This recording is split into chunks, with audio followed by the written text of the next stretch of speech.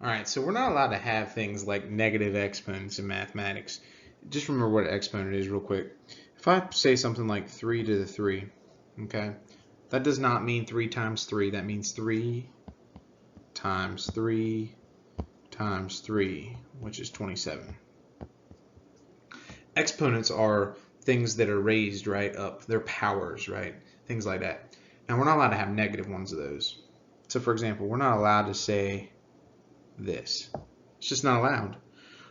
And so with negative exponents, we have to move things. Okay, we have to move those negative exponents. We're not allowed to have them when we simplify.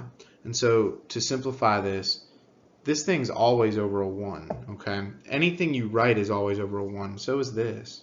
Okay, even this 27 is over 1. We just don't write it like that. So that's the first thing you need to understand. The second thing you need to understand is that because of there being a top and bottom, that allows us to move things to directions we need to. For example, since this is a negative exponent, the rule says we're not allowed to have that. And so what we have to do is we have to take whatever its base is, which is 3, right? Because it's the one beside it. And we have to take this whole thing and we have to move it.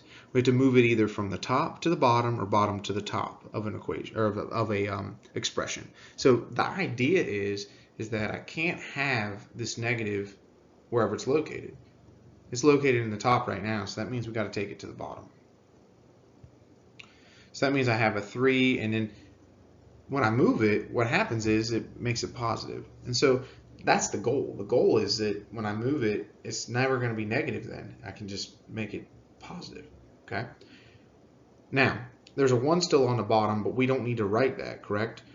But what's left on top? And a lot of people would say 0, okay? But that's not true because there's always something left there, and it's going to be a 1.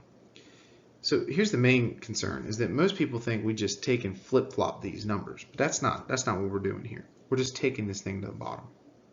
And so what happens is this is going to become 1 over 27. Okay?